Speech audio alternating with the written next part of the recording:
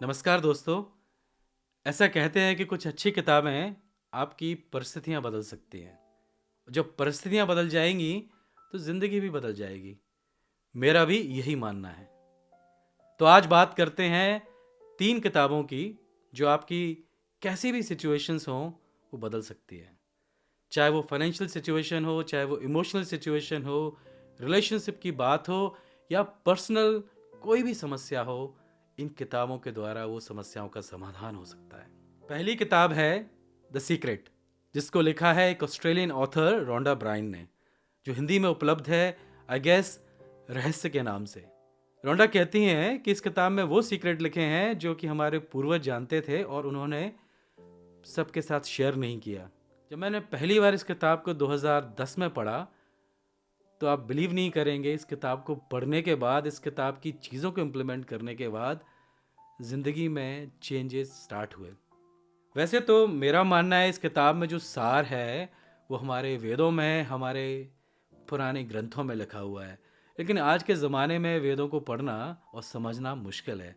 लेकिन जब आप इस किताब को पढ़ेंगे तो आप पाएंगे कि वो सारी चीज़ें जो आपके पूर्वज आपको बताते होंगे, चाहे दादा दादी, आपके स्पिरिचुअल मास्टर्स, वो सारी चीज़ें इस बुक में हैं। दूसरी किताब है द मैजिक, हिंदी में शायद ये जादू नाम से उपलब्ध है। इस किताब में 21 चैप्टर्स हैं। अगेन इस किताब को लिखा है रोंडा ने और वो कहती हैं कि आप 21 चैप्टर को 21 दिन पढ़िए और उसमें जो लिखी हुई एक्सरसाइजेज हैं हर दिन उसको इम्प्लीमेंट करिए। जब मैंने पहली बार इस किताब को 2012 में लिया, 21 दिन मैंने लिखी हुई सारी चीज़ों को हर एक दिन इम्प्लीमेंट किया और पाया कि मेरी जो परिस्थितियाँ थीं, जिस दौर से मैं गुजर रहा था, वो बदली। जब भी मुझे लगता है कि ज़िंदगी में किसी भी तरीके की प्रॉब्लम है तो मैं इस किताब को उठाता हूँ, इस किताब को 21 दिन पढ़ता हूँ या कभी कभी पर्टिकुलर प्रॉब्लम पर फोकस करते हुए उस चैप्टर को कई बार पढ़ता हूँ।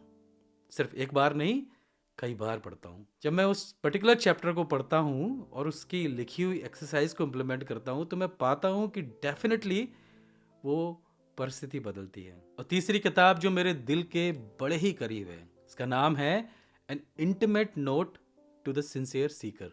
इस किताब को लिखा है गुरुदेव श्री श्री रविशंकर ने, जो कि द आर्ट ऑफ लिविंग के संस्थापक हैं और पिछले 40 साल से उनके डिस्कोर्सेज, उनके मेडिटेशंस पूरी दुनिया में प्रसिद्ध हैं। मुझे लगता है इस किताब में सारे प्रश्नों के उत्तर हैं। ये मेरा मानना है कि जब भी मेरे पास कोई सवाल होता है तो मैं इस किताब को उठाता हूँ तो मुझे उसका उत्तर अवश्य मिलता है। इस किताब में बहुत सारी ऐसी बातें हैं जो कि अध्यात्म से रिलेटेड हैं, जीवन की छोटी छोटी चीज़ों से रिलेटेड हैं। तो दोस्तों, देर किस बात की, इन तीनों बुक में से आप कोई भी एक बुक खरीद सकते हैं और मेरा मानना है कि आप तीनों ही बुक खरीदिए। यह आपका लॉन्ग लाइफ इन्वेस्टमेंट है। जैसे कि आप अपना पैसा कहीं ना कहीं इन्वेस्ट करते हैं, शायद शेयर मार्केट में करते हैं, प्रॉपर्टीज़ में करते हैं या फिर म्यूचुअल फंड में करते हैं या फिर किसी और माध्यम में। क्यों करते हैं? कि आपका पैसा बढ़े, आपकी ज़िंदगी में सुधार हो।